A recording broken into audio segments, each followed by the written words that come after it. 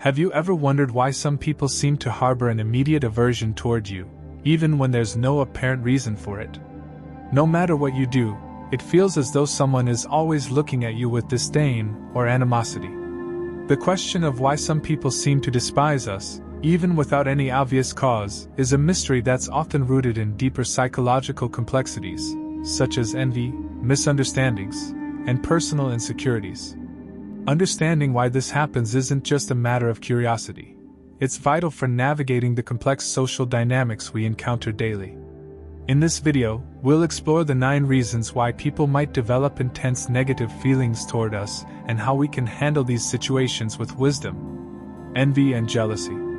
Envy and jealousy are among the most insidious emotions that can poison relationships, often without us even realizing it. These emotions begin in the depths of the human psyche, stirred when we witness someone else possessing something we desire, whether it's success, attention, or qualities we believe we lack. At their core, envy and jealousy are reflections of our own insecurities, an aching awareness that someone else has what we crave but feel we can never attain. This dissonance doesn't just create a temporary longing, it slowly transforms admiration into bitterness, and respect into resentment. Envy doesn't just want to see someone's success diminished, it wants to fill the empty space in our hearts by seeing that success vanish entirely. What makes envy so destructive is its subtlety. Often, it starts as an innocent comparison, a quick glance at someone's achievements or lifestyle. But if left unchecked, it festers, silently eroding trust and camaraderie. Envious individuals don't necessarily act out of malice at first. It's more about the quiet anguish they feel as they internalize their sense of inadequacy. Over time, however, this feeling may morph into active sabotage. The person consumed by envy may resort to gossip, slander, or manipulation, attempting to pull the object of their jealousy off their metaphorical pedestal. This is not simply a desire to see someone fail. It's an unconscious attempt to level the playing field, to ease the sting of their own perceived inferiority by diminishing another.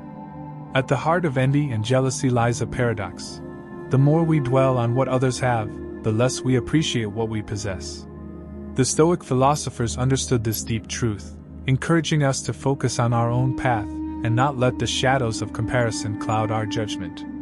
Marcus Aurelius, in particular, reminded us that we cannot control others' successes or failures, but we can control how we respond to them. Envy and jealousy only consume us when we lose sight of our own journey, and they only thrive in the fertile ground of our own self-doubt. To break free from their grip, we must learn to celebrate the successes of others as a reflection of the abundance in the world, rather than a threat to our own. Only then can we replace jealousy with genuine joy and build relationships rooted in mutual respect, not rivalry. Miscommunication and ineffective communication. Miscommunication and ineffective communication are often the silent culprits behind many interpersonal conflicts, subtly poisoning relationships without leaving any obvious trace. At the heart of this issue is a simple, yet profound truth: words are never just words. They carry with them the weight of our emotions, our intentions, and our past experiences. A misplaced tone, an ambiguous phrase, or even a momentary pause can alter the meaning of a message entirely. What starts as an innocent conversation can quickly spiral into misunderstanding, as one person's words are interpreted through the lens of the other person's assumptions, fears, or biases. This creates a rift where none originally existed, and a simple exchange turns into the foundation for hostility. The danger of miscommunication lies in its invisibility. Unlike open aggression or overt disrespect, it operates under the surface, undetected, until it has already caused damage. A misinterpreted comment or an overlooked detail can trigger feelings of neglect, disrespect, or even hostility. When people feel misunderstood, it's natural for them to build walls in response, distancing themselves emotionally and mentally from the person they believe has wronged them. This may lead to resentment, a slow-burning hatred fueled by nothing more than the gap between what was said and what was heard. The more these miscommunications accumulate, the more deeply rooted the hostility becomes, leaving behind wounds that are hard to heal. To avoid the toxic effects of miscommunication, it's essential to engage in clear, active communication, where the message isn't just transmitted, but truly understood. This means not only articulating thoughts and feelings with precision, but also listening attentively, putting aside our own assumptions, and interpreting others with empathy. A crucial part of this is giving others the benefit of the doubt, seeking clarification when something seems off, and remaining open to their perspective. In a world where words often slip through the cracks of our busy lives, practicing clear and empathetic communication can transform potential misunderstandings into opportunities for deeper connection. The key is to bridge the gap between intention and perception, ensuring that what is meant is what is understood, and in doing so, we build stronger, more resilient relationships. Differences in fundamental values. Differences in fundamental values are often at the heart of the most intense interpersonal conflicts, yet they are rarely acknowledged in their true complexity. Our values, shaped by our upbringing, culture, and personal experiences, form the lens through which we view the world, guiding our decisions, behaviors, and interactions. When two people's values clash, it's not just a disagreement, it's a fundamental divergence in how they see life, what they prioritize, and what they believe to be right or important. For example, a person who values individual freedom and autonomy might struggle to understand someone who values collective responsibility and social harmony. These deeply ingrained beliefs can create a divide so wide that simple misunderstandings can quickly evolve into profound resentment and animosity. The real danger lies in how these differences are often viewed as personal attacks rather than expressions of differing worldviews. When someone challenges our deeply held values, it can feel like an assault on our very identity. This defensiveness can escalate conflicts, with each side becoming more entrenched in their beliefs, unwilling to even listen to the other. In extreme cases, the us versus them mentality takes over, where the other person is seen not just as someone with a different opinion, but as an adversary to be defeated. Navigating these differences requires an openness to dialogue and a willingness to see beyond one's own perspective, recognizing that diversity in values isn't a threat but a reflection of the richness of human experience. By fostering respect and understanding, we can turn these differences into opportunities for growth and collaboration, rather than sources of division. The influence of rumors and gossip. Rumors and gossip are like wildfire in the social landscape, capable of spreading quickly, taking on a life of their own, and transforming reality into a distorted narrative. What starts as a simple whisper can escalate into a force that influences opinions, relationships, and reputations. The allure of a juicy tidbit, especially one that challenges the conventional view of someone, can be intoxicating. It gives people a sense of power and control, as if they possess knowledge that others don't, and it feeds into their desire to be part of an exclusive group. The problem, however, is that rumors rarely hold any truth. They're often born out of speculation, jealousy, or even boredom. What's worse is that, once they start, they become nearly impossible to extinguish, often leaving behind a trail of damage to one's reputation.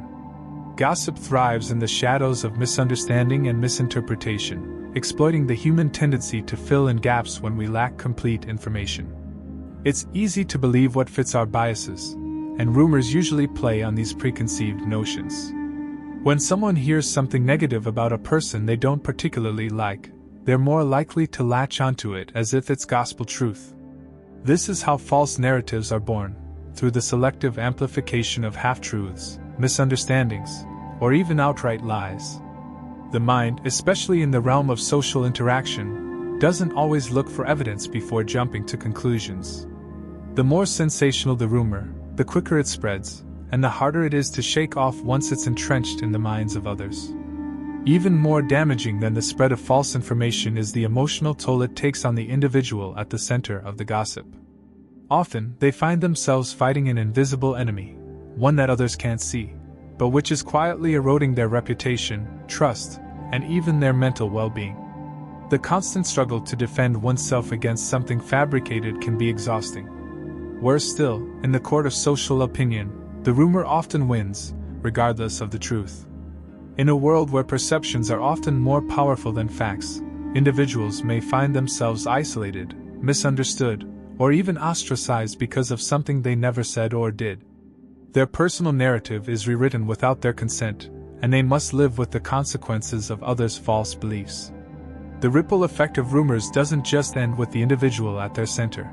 It extends into the social fabric, poisoning relationships, eroding trust, and creating divisions. Those who were once friends may begin to question each other's motives, friendships fracture over misunderstandings, and workplace dynamics can crumble under the weight of whispered gossip. The atmosphere becomes charged with suspicion, and instead of focusing on collaboration or personal growth, people become preoccupied with protecting themselves from potential fallout. The insidious nature of rumors means that even when the truth comes out, the damage has already been done. Rebuilding trust takes time, and often, the seeds of doubt planted by gossip remain long after the original lie has been exposed. However, the best antidote to rumors and gossip is integrity. When people are confident in their truth and demonstrate consistency in their actions, they become immune to the poisonous effects of idle chatter. While it's impossible to control what others say, we do have the power to control how we respond. Transparency, open communication, and living authentically can help disarm rumors before they gain traction. When we embody honesty, we place ourselves in a position where others are more likely to trust what we say, and less likely to believe what others may say about us. The more we nurture our own reputation through our actions, the less power rumors and gossip will have over us. After all, truth has a way of prevailing, even in a world clouded by whispers. Personal insecurities and projection. Personal insecurities are a quiet storm, often lurking beneath the surface of our interactions with others. They are born from deep-seated fears or past experiences, and they have a way of shaping how we perceive ourselves and the world around us. When we don't confront these insecurities, they can subtly influence our behavior, leading us to feel threatened by people who seem to embody qualities we lack or wish to possess. This internal discomfort doesn't just stay hidden, it often erupts in ways that feel completely disconnected from the source. It's as though our own weaknesses find their reflection in the people around us, making them seem like adversaries rather than allies. This is where projection comes into play. Instead of facing the uncomfortable truths about our own insecurities, we unconsciously project them onto others. For example, if someone struggles with self-worth, they might become resentful of a person who is confident or successful, mistakenly viewing that individual as arrogant or threatening. This projection creates a distorted reality, where the insecurity that's internalized is now projected outward, fueling negative feelings and often leading to animosity. The person we resent may not have done anything to us at all. They simply represent a mirror to our own internal struggles. The cycle of projection can be incredibly damaging. It not only warps our relationships but also keeps us trapped in a loop of negative emotions, constantly blaming others for feelings that are actually ours to resolve. It's easy to misinterpret someone's actions when we're looking through the lens of our own fears and limitations. We might see an innocent comment as a judgment, or a small success as an affront to our own failures. This can spiral into a place of resentment and even hatred, where the projected feelings cloud our ability to truly connect with others, leaving us isolated in a world of our own making. Recognizing this dynamic is the first step toward breaking free from it. When we realize that our negative emotions toward others might not be about them at all, but rather about our own unresolved insecurities, we gain the power to heal. Instead of projecting our fears, we can confront them directly, working towards self-compassion and understanding. By acknowledging and addressing these insecurities, we can transform them into opportunities for growth. When we learn to accept and work through our vulnerabilities, the need to project them onto others diminishes, leading to healthier, more authentic relationships. Lack of empathy and understanding. Lack of empathy is one of the most insidious forces that can shape the dynamics of our relationships, often in ways we don't even notice. When we fail to put ourselves in someone else's shoes, we create a wall between ourselves and the people around us. This wall is built from misunderstanding, indifference, or sometimes even superiority. Without empathy, it becomes all too easy to misinterpret the intentions and emotions of others. A simple remark, gesture, or even silence can be twisted into something offensive or threatening, even though it was never meant that way. The absence of empathy doesn't just cloud our perception, it creates a chasm where connection, understanding, and compassion should reside.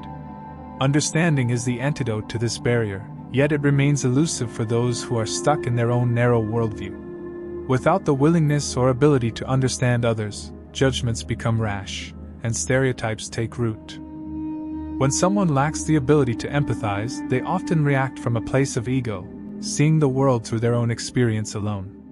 They don't consider that others may have faced struggles or carry wounds of their own.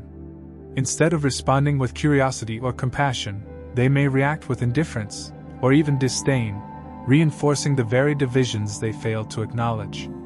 This lack of awareness creates a breeding ground for hostility, as the misunderstood person becomes a target for negative assumptions and misplaced anger. The problem with this absence of empathy and understanding is that it perpetuates a vicious cycle. When we feel misunderstood or invalidated, it's easy to retreat into ourselves or respond with defensiveness, creating further distance. Over time, these misunderstandings become entrenched, and what could have been a simple miscommunication morphs into a deep-seated resentment. This is particularly dangerous because empathy is not just a social nicety, it's a bridge that holds communities together. It allows us to celebrate differences, to appreciate diversity in thought, and to find common ground in moments of conflict. When empathy is lacking, we lose the ability to connect at a human level, and the world becomes a more isolated, polarized place. Yet, when we actively cultivate empathy, we create a space for healing, growth, and deeper connections. Competition or rivalry. Competition, at its core, is a natural force. It's the engine of progress, the spark that drives us to improve, innovate, and push past our limits. Healthy competition can ignite the pursuit of excellence and fuel personal and professional growth. Whether it's in sports, business, or intellectual endeavors, competing with others can be a catalyst for self-discovery, sharpening our skills, and achieving what we might have once thought impossible. The desire to be the best, to surpass others, can push us toward greatness, but there's a dark side to this drive, a side that transforms healthy rivalry into something more toxic, something dangerous to both parties involved. When competition turns obsessive, it can evolve into something far more destructive. It begins with the desire to win, but as this desire intensifies, it slowly shifts from a healthy ambition into a deep-seated need to defeat others at any cost. This kind of rivalry can start to consume a person, overshadowing their sense of self-worth. Instead of focusing on personal growth, the individual becomes obsessed with undermining the other. Their worth is no longer defined by their own achievements, but by how they measure up against others. The need to triumph can quickly turn into bitterness when they perceive that their opponent is achieving success that should belong to them. It's no longer about progress, it's about proving dominance. In many cases, this shift from friendly competition to toxic rivalry is rooted in insecurity. When someone feels threatened by another's success, their own sense of inadequacy can fester. The achievements of their competitor aren't viewed with admiration or inspiration, but with envy and resentment. This psychological defense mechanism protects the ego by projecting the belief that the success of others is a direct threat to one's own value or position. Rather than using another's victory as motivation to improve, they see it as an indictment of their own shortcomings. This view distorts the reality of competition, turning it from a chance to grow into a battle to avoid humiliation. The most destructive aspect of this toxic competition is how it can distort one's moral compass. As the rivalry intensifies, ethical boundaries become blurred. What began as a simple desire to succeed turns into a bitter game of sabotage, where dishonesty, manipulation, or even outright harm become acceptable tools to take the other down. Actions that might have once seemed unthinkable are now justified in the name of winning. Defamation, gossip, and even more serious acts of retaliation can become the weapons of choice for someone who is consumed by rivalry. In this battle to stay ahead, the individual might lose sight of their own integrity, diminishing their personal growth in the process. They may succeed in defeating their rival, but at the cost of their own character. Understanding the difference between healthy competition and toxic rivalry is essential for maintaining both our mental well-being and our relationships. It's important to recognize that success does not come at the expense of others, it can exist alongside it. There's no need to tear others down in order to build oneself up. By shifting our perspective from rivalry to collaboration, we can cultivate an environment where everyone can grow and thrive. Competition can remain a powerful motivator, but it should never come at the cost of our humanity. True greatness is found not in defeating others, but in becoming the best version of ourselves. Conclusion. Understanding the difference between healthy competition and toxic rivalry is crucial for not only maintaining our personal integrity, but also fostering stronger, more supportive relationships. It's easy to fall into the trap of viewing competition as a zero-sum game where someone's victory means our defeat. But when we shift our perspective, we see that success is not a limited resource. There's plenty of room for everyone to excel. Embracing this mindset allows us to collaborate rather than compete against others, creating an environment where mutual growth is the goal. Rather than trying to outshine each other, we can use our competition as a springboard to elevate one another and achieve collective success. In doing so, we move away from rivalry and towards a community of shared achievements. True greatness, as the Stoic philosophers would argue, isn't found in the conquest of others, but in the mastery of self. When we focus too much on competing with others, we lose sight of the more important competition, the one with ourselves. The real challenge lies in surpassing our own limitations, breaking our own barriers, and continuously evolving as individuals. This is where lasting fulfillment comes from, not in constantly looking over our shoulder to see who is ahead of us, but in looking inward to see how much further we can go. In recognizing the importance of personal growth over victory at another's expense, we transform competition from a source of stress and resentment into a driving force for personal and collective betterment. Moreover, transforming rivalry into collaboration doesn't just benefit us, it uplifts everyone involved. By supporting others in their journey, we enrich our own experiences, building networks of trust, respect, and inspiration. We learn that lifting someone else doesn't diminish our own success, it enhances it.